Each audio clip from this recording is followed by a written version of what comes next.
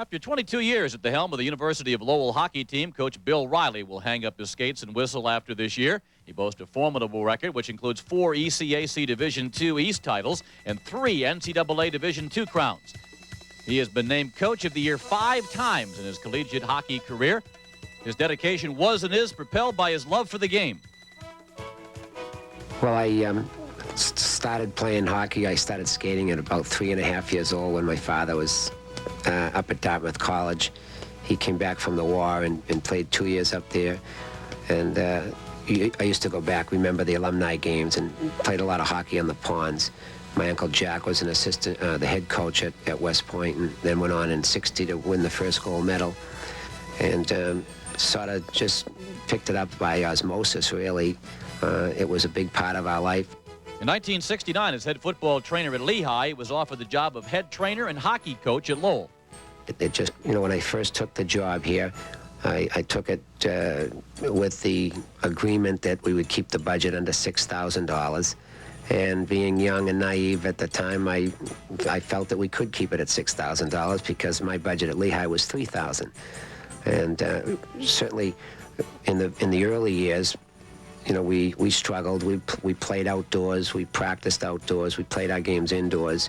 We had natural ice. It wasn't artificial. We'd lug the hoses out every afternoon and spray the rink down after practice. And while we were doing that, I was playing in the old New England League for the Lowell Chiefs, which was the semi-pro team or the senior league team that played right here at the Tully Forum.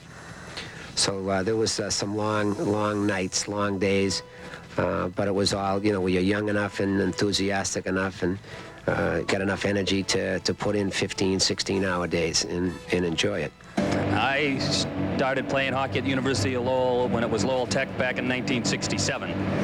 Coach Riley came in 1969 at the end of my sophomore year. At that point in time, we were probably one of the lower Division II teams. And Coach Riley came in, took the program, and really turned it around from that point. Coach Riley was always a great motivator. He taught me more in 2 years about life than he did about hockey.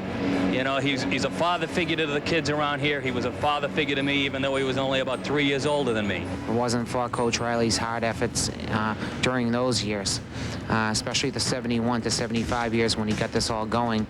I don't think that the program would have developed into what it did today.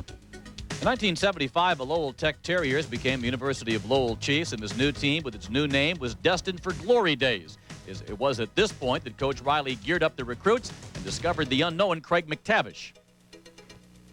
You know, he was a kid that came in, and quite honestly, he wasn't, at the time, wasn't able to make his own Junior B program in London, Ontario. Had to travel an hour up north to Strathroy, Ontario in order to play.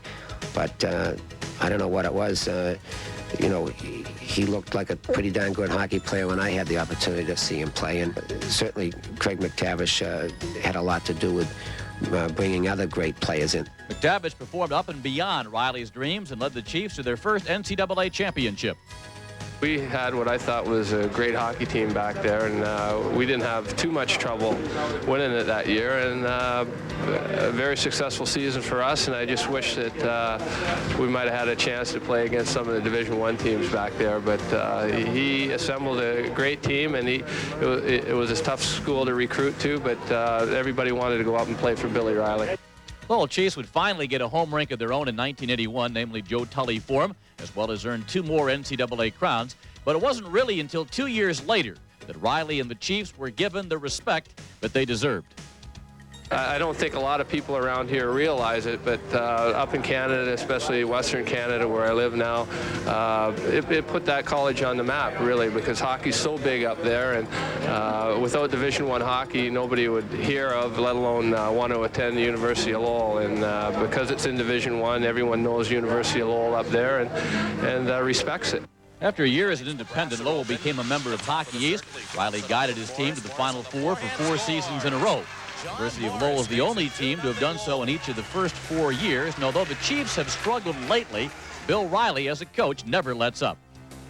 Well, I think what I've tried to stress, and the one thread of philosophy that we've tried to put forth with the players that have played for us is to certainly work hard, give 110%, have a lot of perseverance, certainly set goals for yourself, have a lot of pride, and you know, never give up. You can't really find a better motivator around than Coach. He really brought the University of Lowell on from a Division II school that really struggled when he first took over the program some 20 years ago to a team that was in national championship recognition a few years ago. A great college coach, and more importantly, a great guy, a guy that we'll miss in the meetings as much as on the ice. Today's dreams are tomorrow's goals. If you think about something day in and day out, in all probability, you're going to fulfill those goals, as I have been able to do here at Lowell.